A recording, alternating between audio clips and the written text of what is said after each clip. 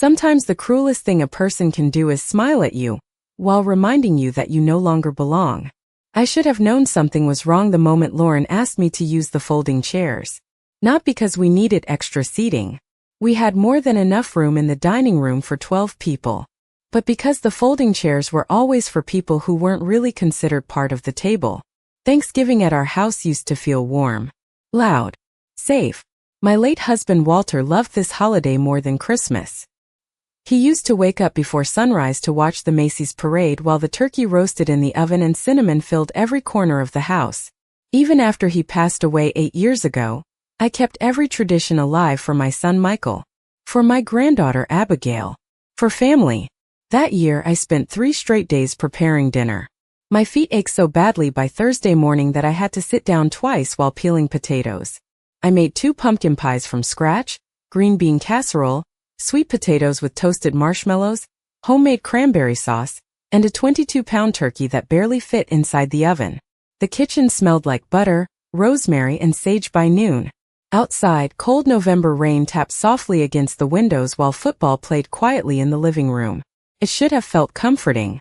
Instead, something felt off. Lauren barely looked at me all morning. Every time guests arrived, she greeted them at the front door with that polished smile she used whenever she wanted to look perfect. "Welcome to our Thanksgiving," she kept saying. Our Thanksgiving. Not Evelyn's house. Not family Thanksgiving. Hers. I noticed little things most people wouldn't. She moved my casserole dish away from the center of the table and replaced it with one she bought from a gourmet store downtown. She corrected me twice in front of guests when I answered simple questions about recipes. And every time someone complimented the meal, Lauren laughed softly and said, "Hosting is exhausting but worth it." Hosting. As if I hadn't spent 72 hours cooking while she ordered flower arrangements online. By 6 o'clock the dining room was full. Michael poured wine for everyone except me because he forgot my glass twice. Abigail sat beside me for a few minutes before Lauren asked her to switch seats so the adults could talk. I smiled anyway. That's what older women do when they realize nobody wants to notice their disappointment. We smile to keep the room comfortable for everyone else. Dinner started with laughter and stories about holiday travel and Christmas shopping. Lauren wore a cream-colored sweater that matched the napkins perfectly. She looked beautiful, confident, completely at ease in my home. Halfway through dinner, she stood up holding a small cream-colored envelope. "Before dessert," she announced brightly, tapping her wine glass with a spoon, "I wanted to leave this for Evelyn." The room quieted. She smiled as she slid the envelope across the table toward me. "Just a little family planning note," she said. Several people chuckled politely. I remember noticing how carefully my son stared at his plate instead of at me. My stomach tightened before I even touched the envelope. The paper felt thick and expensive between my fingers. For one foolish second I thought maybe it was a thank you card. Maybe they had finally noticed how hard I worked to keep these holidays together after Walter died. Maybe inside was something kind. I opened the card slowly while the entire table watched me. Then I read the first line. "Family trip starts tomorrow." My smile faded. The room suddenly felt much colder than it had a moment before. And as my eyes moved lower across the card, I realized this wasn't a thank you note at all. The rest of the message blurred for a second before my eyes focused again. "Please clean the downstairs guest rooms before December 1st. Contractor visits are scheduled next week. Dog feeding instructions are attached on the back. We should be home Sunday night." Attached on the back. Like I was the house sitter. Like I worked for them. I stared at the card while the room remained painfully quiet. Then Lauren laughed softly and lifted her wine glass. "I figured it would be easier to organize everything now while everyone is together," she said casually. "You know how busy the holidays get." A few people shifted uncomfortably in their chairs. Someone coughed near the kitchen doorway. My sister-in-law Diane looked down at her mashed potatoes like she suddenly found them fascinating. Nobody defended me. Nobody even looked surprised.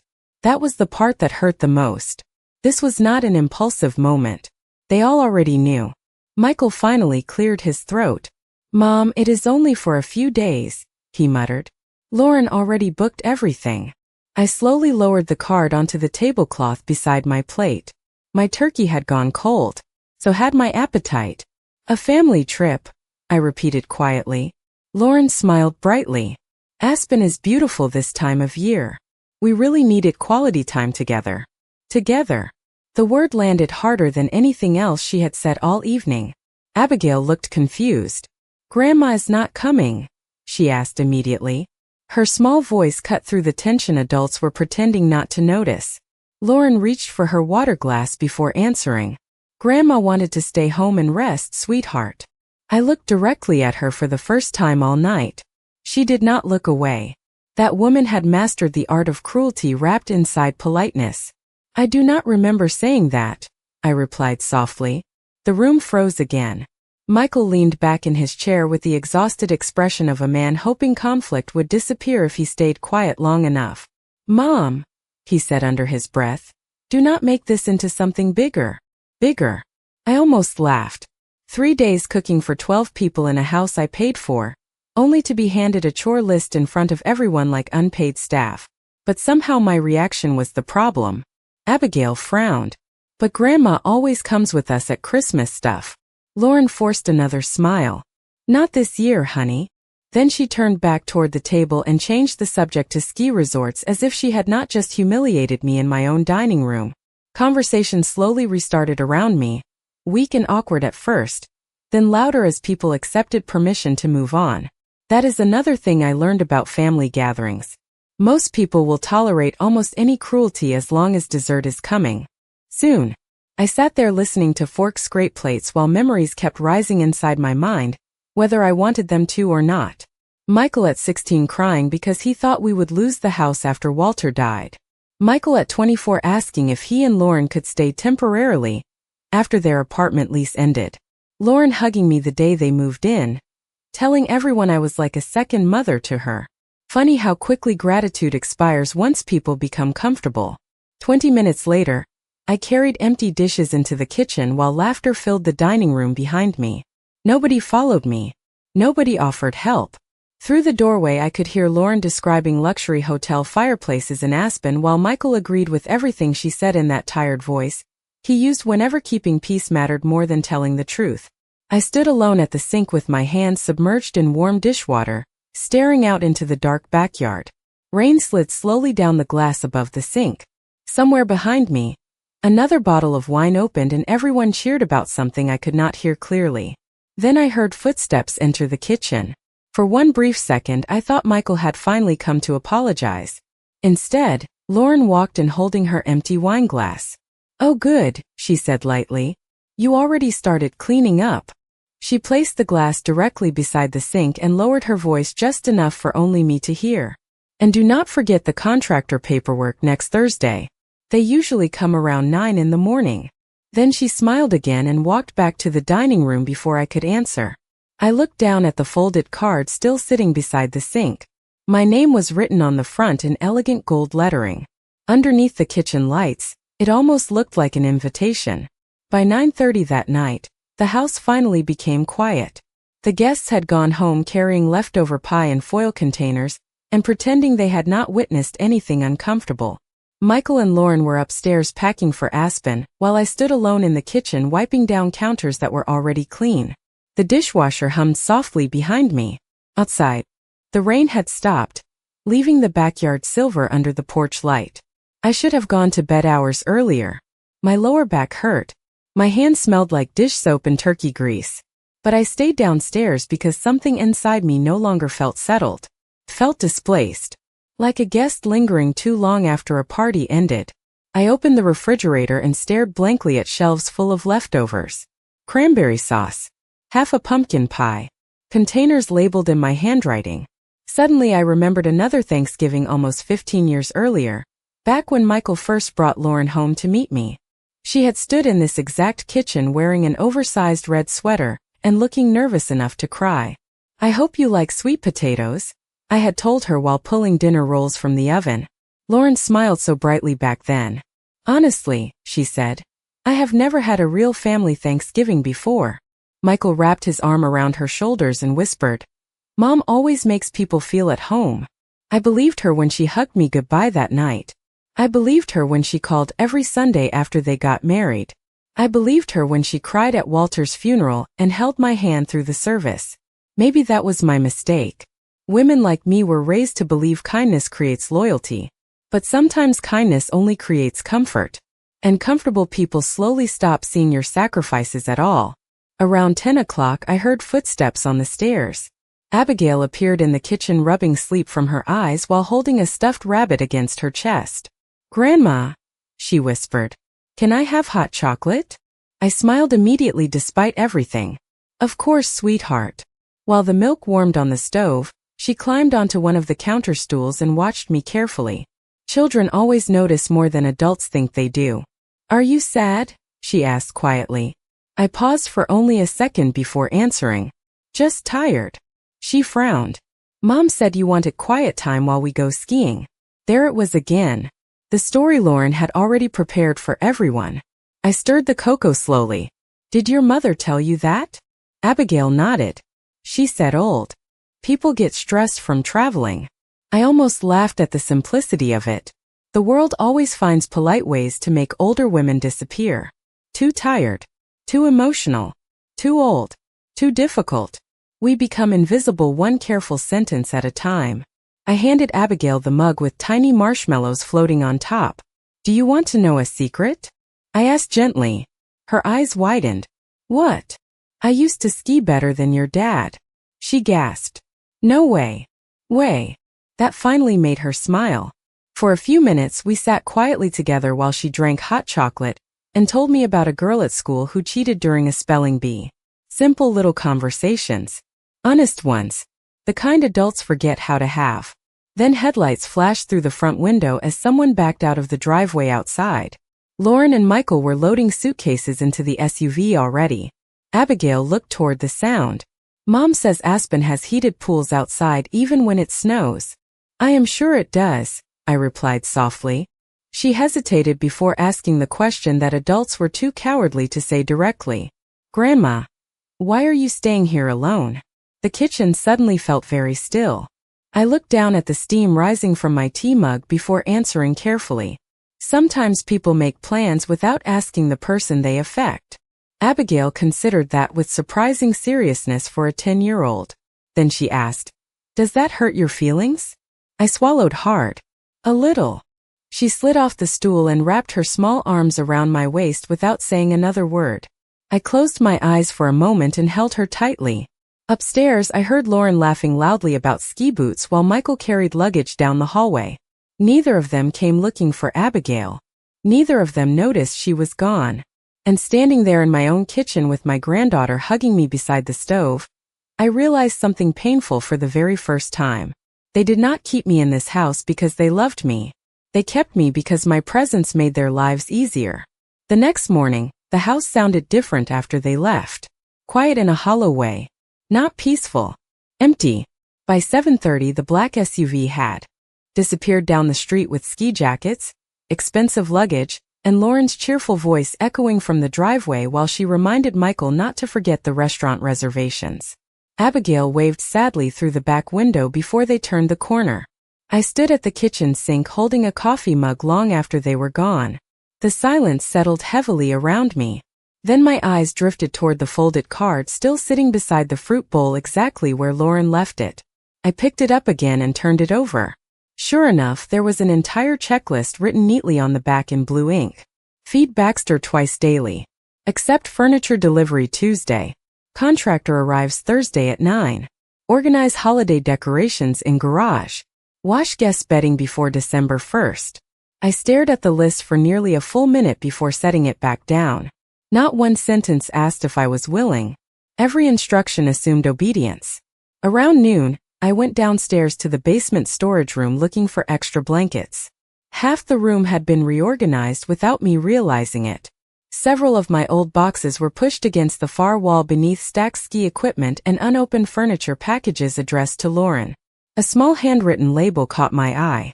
Guest room renovation. I opened the nearest box slowly. Inside were fabric samples, curtain catalogs, paint swatches, and contractor estimates. I frowned and opened another folder beneath it. Bathroom expansion proposal. Closet redesign. Flooring installation. Estimated completion before spring resale evaluation. Resale evaluation. My stomach tightened. I sat down slowly on the bottom step beside the boxes and continued reading. Most of the documents were printed emails between Lauren and different contractors discussing renovations. Once the ownership transition is complete. Ownership transition. I read that phrase 3 separate times. One contractor even wrote, "Once your husband officially takes possession, this remodel could significantly increase market value." My husband officially takes possession. Heat rose behind my eyes, but it was not sadness anymore. It was clarity. They were not simply treating me like unpaid help. They were already planning their future here as if the house belonged to them, as if I was temporary, as if I was the final inconvenience standing between them and complete control. I leaned back against the wall and closed my eyes. Walter bought this house 36 years earlier. We painted every room ourselves because we could not afford contractors back then. I still remembered him carrying Michael on his shoulders through the unfinished living room, while promising me this would always be a family home. After Walter died, I refinanced twice to help Michael recover from business debts he never fully explained. When Lauren lost her marketing job during the pandemic, I covered 6 months of groceries without mentioning it to anyone. Every sacrifice had slowly become expected instead of appreciated. Somewhere along the way, generosity stopped looking like love to them. It started looking like weakness. My thoughts were interrupted by the sound of Baxter barking upstairs near the front door. I climbed back up and found a delivery man standing outside with 3 large packages. "Need a signature for Mrs. Parker," he said. "Which one?" I asked before I could stop myself. He looked confused. "Lauren Parker?" "Of course." I signed the electronic pad and dragged the boxes inside myself. One package split slightly at the corner, revealing expensive holiday decorations wrapped in tissue paper. Gold ornaments. Imported garland. Decorative candle holders that probably cost more than my first car payment years ago. Attached to one box was a printed note from Lauren. "Please place carefully in upstairs closet. Thanks." Thanks. Not thank you. Not could you please. Just thanks. Like instructions left for hotel staff. I stood there in the entryway staring at her handwriting while cold afternoon light spilled across the hardwood floor. Then another realization hit me so suddenly I almost laughed aloud. Lauren kept speaking about this house like it already belonged to her husband. Michael acted the same way. Even the contractors believed it. But there was one detail none of them understood. Michael Parker did not own this house. Not partially. Not eventually. Not legally. Because after Walter died, I had quietly changed everything. That evening, I opened the hall closet beside the staircase and reached for the small metal lockbox hidden behind old photo albums. My hands were steady now. Strangely steady. Like some invisible fog had finally lifted from my mind after years of pretending not to notice things that hurt me. Inside the box sat insurance papers, bank records, Walter's watch, and one thick manila folder labeled Parker Family Trust. I carried it into the living room and sat in Walter's old recliner beneath the lamp he used to read beside every night after dinner. The house was silent except for Baxter snoring near the fireplace. Outside, cold wind rattled bare tree branches against the windows. I opened the folder slowly. Everything was exactly where I left it nearly 6 years earlier. Trust documents. Property deed. Financial directives. My signature beside Walter's final estate paperwork. After Walter passed away, Michael assumed the house would automatically become his someday. I never corrected him because at the time, I believed he would always treat this place like home instead of an investment. But Walter had been wiser than both of us. A month before he died, while sitting beside a hospital window overlooking frozen January parking lots, he took my hand and said something I never forgot. "Protect yourself first, Evelyn. Love can change when money gets involved." Back then I hated hearing it. Michael was our son. Our only child. I thought Walter was being overly cautious because medication and pain had made him fearful. But Walter insisted on creating the trust before it was too late. Everything remained under my legal control for the rest of my life. The house could never be transferred, sold, or borrowed against without my written approval. And if anyone living in the home created what the documents called a hostile or exploitative environment toward the primary beneficiary, meaning me, residency rights could be revoked immediately. I remember laughing softly when the lawyer explained that clause years ago. It sounded dramatic at the time. Now it sounded necessary. I sat there rereading page after page while memories replayed inside my mind differently than before. Lauren encouraging Michael to renovate rooms without asking me. Michael suggesting I move into the basement for convenience, when Abigail needed the upstairs bedroom for sleepovers. Lauren joking at parties that I was basically retired household staff. Everyone laughed, including me sometimes. That was the dangerous thing about humiliation delivered through humor. If you reacted, people called you sensitive. Around 8 o'clock, my phone buzzed on the side table. A photo notification appeared from Lauren's social media account. Aspen already. She stood beside Michael under white Christmas lights wrapped around enormous pine trees outside some luxury resort lodge. Her caption read, "Much-needed family escape before the holiday chaos begins." Family escape. I stared at those words for a long moment. Then another photo appeared. Abigail smiling beside an outdoor fire pit holding oversized marshmallows while Lauren wrapped an arm around her shoulders. Michael stood behind them looking tired but content enough to ignore everything that happened the night before. Not one message asking if I was all right. Not one thank you for cooking Thanksgiving dinner. Just pictures. Proof that life felt lighter once they left me behind. I set the phone face down and reached for another number instead. Judith Hayes answered on the second ring. "Well," she said calmly before I even spoke. "Either someone died or you finally got tired of being treated like a servant." Despite myself, I smiled faintly. Judith had known me since college. She also happened to be the attorney who helped Walter establish the trust. "Nobody died," I replied quietly. "But something definitely ended yesterday." Silence settled briefly between us. Then Judith asked the question that mattered most. "Are you ready to stop protecting people who no longer protect you?" My eyes drifted toward the dining room where Thanksgiving plates still sat stacked neatly inside the china cabinet. 36 years of family dinners, birthdays, Christmas mornings, school celebrations. I had spent so long trying to preserve peace inside this house that I forgot peace without respect is just quiet suffering. "Yes," I answered finally. My voice surprised even me. "Calm. Certain." Judith exhaled slowly. "Good," she said. "Then tomorrow morning we start fixing this properly." I closed the folder carefully and looked around the living room one more time. For the first time in years, I did not feel old sitting there alone. I felt awake. Saturday morning arrived cold and bright, with thin sunlight stretching across the hardwood floors as if the house itself had finally exhaled after years of tension. I woke up before dawn out of habit and sat quietly at the kitchen table drinking coffee while reviewing documents Judith emailed overnight. Every page confirmed the same thing. The house belonged entirely to me. Not emotionally. Not symbolically. Legally. I should have felt relieved. Instead, I felt embarrassed that I had allowed people to make me feel powerless inside a home my own name protected. At 8:30 sharp, Judith arrived carrying 2 folders and a paper bag from the bakery downtown. "Blueberry muffin peace offering," she announced while hanging her coat beside the door.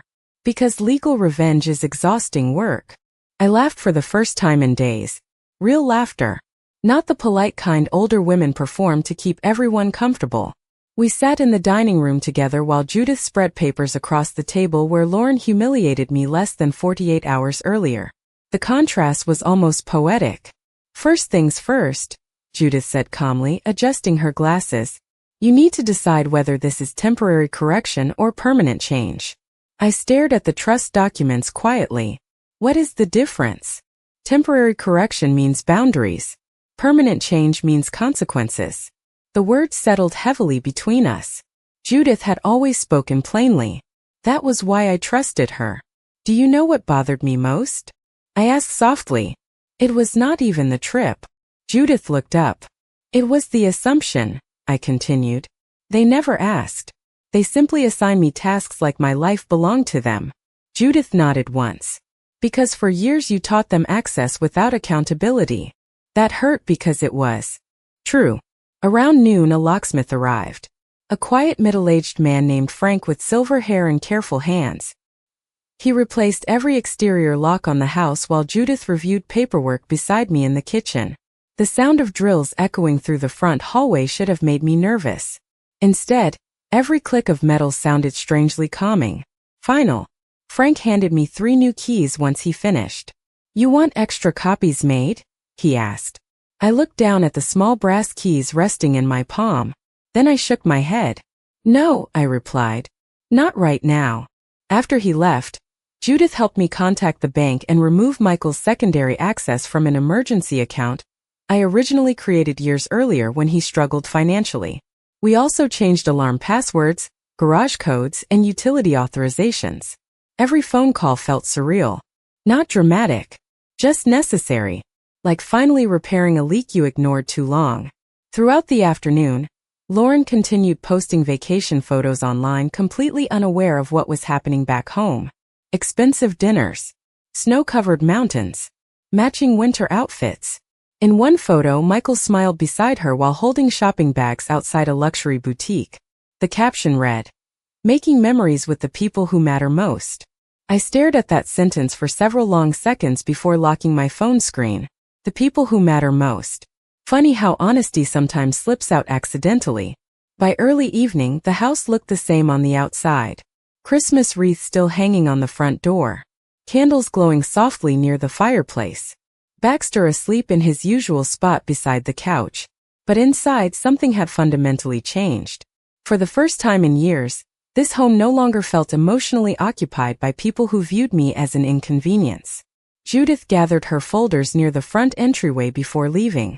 "One last thing," she said carefully. "You need to prepare yourself. People who benefit from your silence rarely react well once you stop cooperating." I nodded slowly. "I know. Do you?" she asked gently. "Because guilt is how families like this regain control."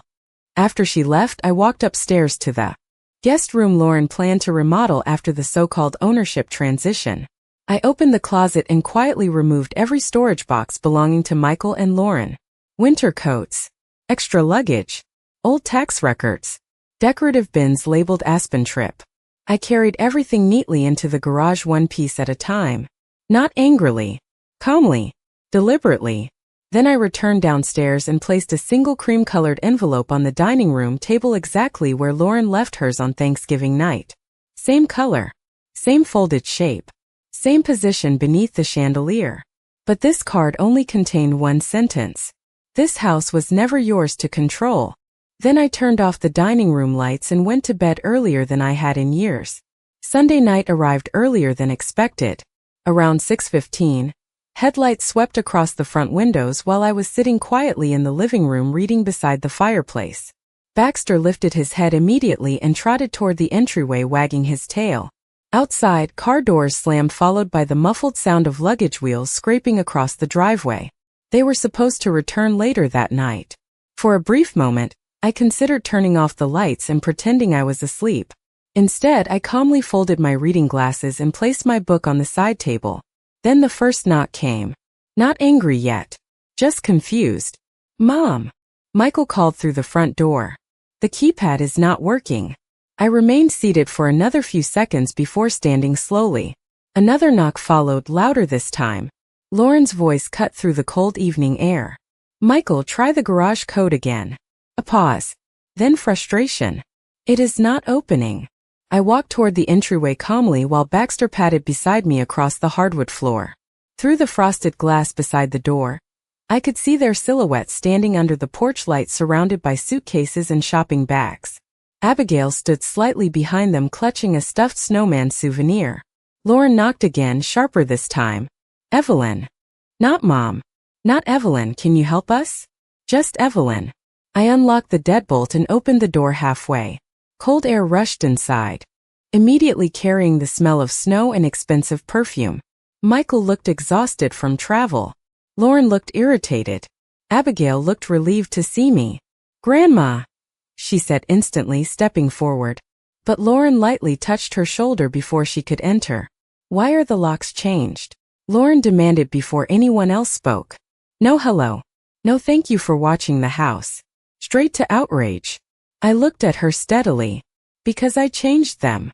Michael blinked like he genuinely thought there had to be another explanation.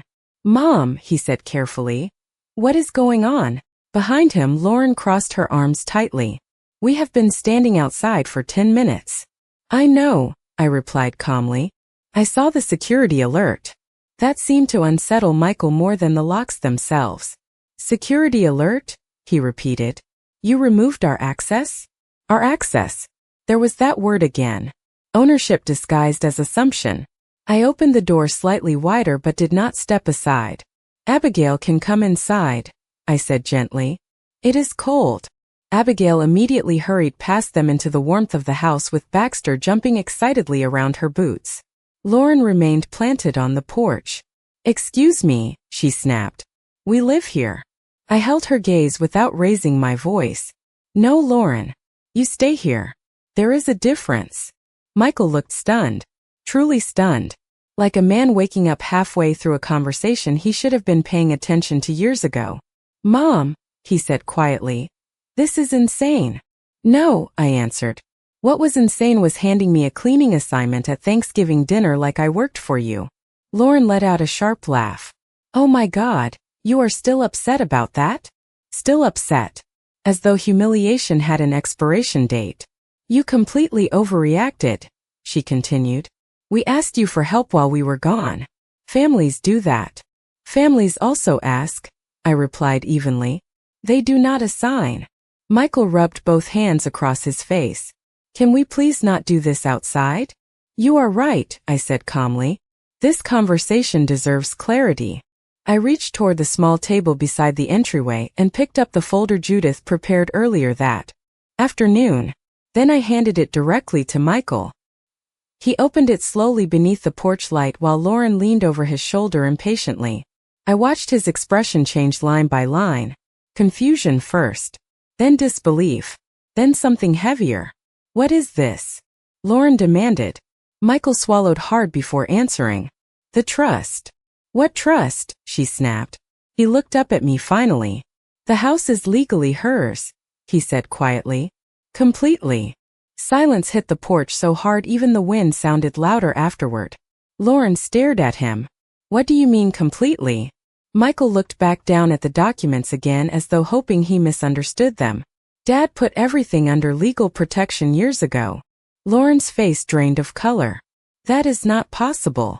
It is, came another calm voice from the driveway. Judith stepped out of her car carrying a leather briefcase beneath the porch light.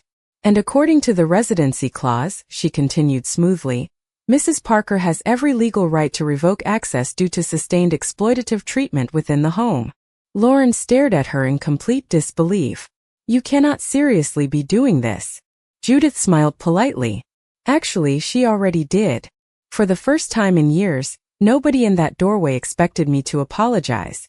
The porch light buzzed softly overhead, casting a pale glow across the driveway where suitcases still stood untouched in the cold night air. For a few seconds after Judith spoke, nobody moved. It was as if the entire world had paused to confirm what had just been said. Lauren was the first to break the silence. This is ridiculous, she said sharply, her voice rising as she turned toward Michael. You are really going to believe this? Michael did not answer immediately. He was still holding the folder, his eyes scanning the pages again as though the words might rearrange themselves into something less final. Abigail stood just inside the doorway watching quietly, her small hand still holding her stuffed snowman. I stepped slightly aside, but I did not invite anyone in. Not yet. Mom, Michael said finally, his voice lower now uncertain. Why would you do this without telling me? I met his eyes steadily. I did not do anything without telling anyone. You simply never asked. That sentence hung in the cold air longer than anything else that night. Lauren let out a frustrated breath. We are your family, she insisted. You cannot just lock us out like strangers. Judith adjusted her coat and stepped forward slightly, her tone calm but firm. No one is locked out without reason, she said.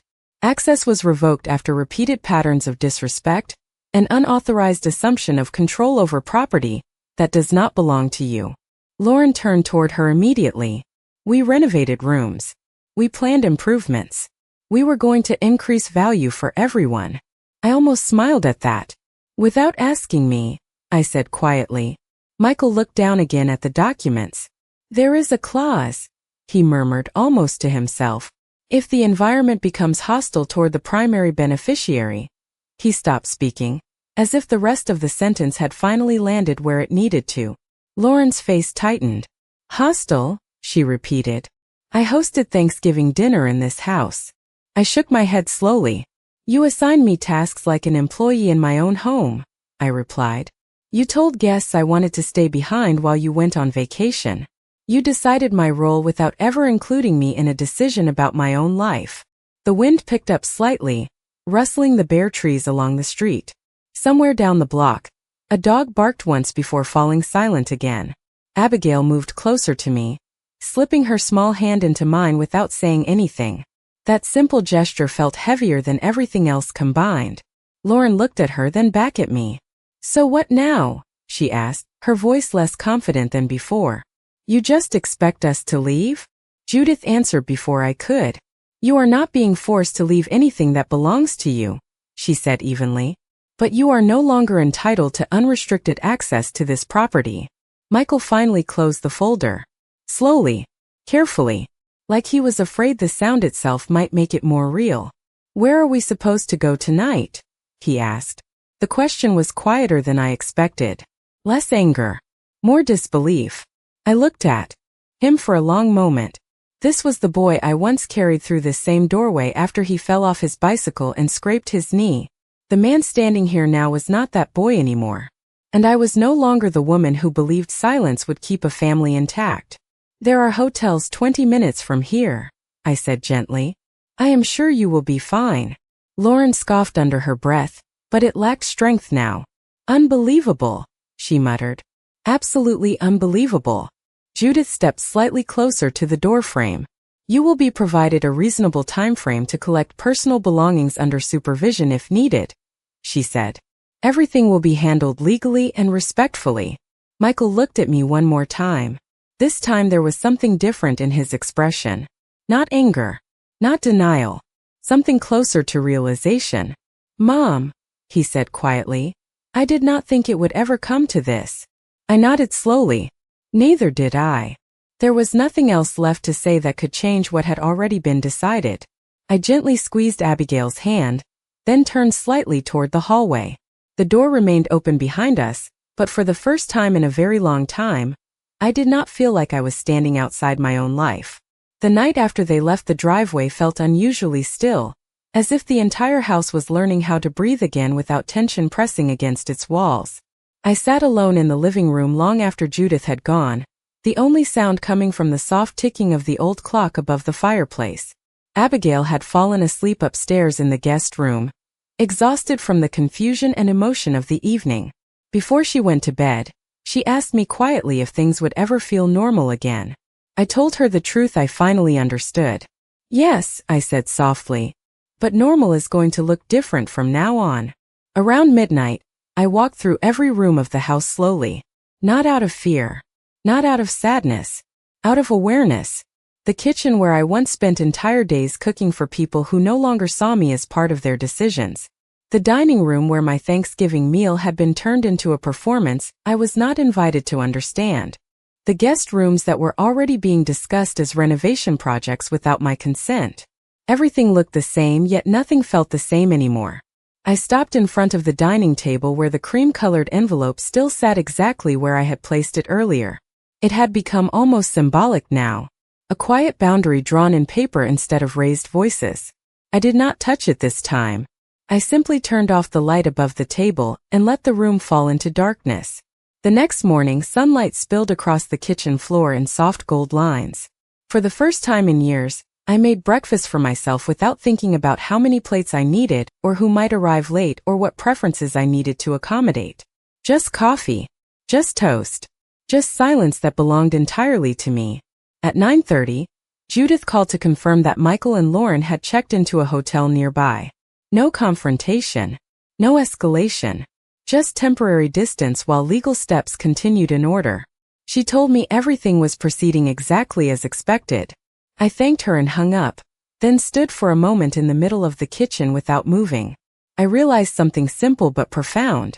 I was no longer waiting for permission to exist in my own home. Later that afternoon, Abigail sat at the kitchen counter drawing quietly while I folded laundry. She looked up suddenly and asked, "Grandma, are we still a family?" I paused for a moment before answering because I wanted my words to be honest, not comforting. "Yes," I said finally. "But families are not supposed to make people feel small." She nodded slowly, as if she understood more than she could explain. Outside, I noticed a car pass slowly down the street. For a brief moment, I thought I saw Michael in the passenger seat, but it continued past the house without stopping. I did not move toward the window. I did not chase it. Instead, I placed the folded clothes neatly into the drawer and closed it gently. That evening, I prepared dinner again. Not a Thanksgiving feast. Not a performance. Just simple food for two people who were learning how to live without tension in every conversation. Abigail helped set the table without being asked. Baxter lay comfortably near the doorway watching us both with calm eyes. When we sat down to eat, there were no expectations hanging in the air. No unspoken roles. No hidden instructions. Only presence. Only peace. After dinner, Abigail rested her head against my shoulder while watching a quiet show on television. "Do you feel better now?" she asked softly. I thought about the question carefully before answering. "I feel honest now," I said. She smiled slightly and closed her eyes. That night, long after she fell asleep, I stood once again in the living room and looked around the house. It was the same house I had lived in for decades. The same walls. The same floors. The same memories. But for the first time, it was no longer filled with expectations I never agreed to carry. I walked to the window and looked out at the quiet street. No headlights. No arguments. No urgency. Only stillness. And in that stillness, I finally understood something I had spent years avoiding. Reclaiming your life does not always happen loudly. Sometimes it happens in silence.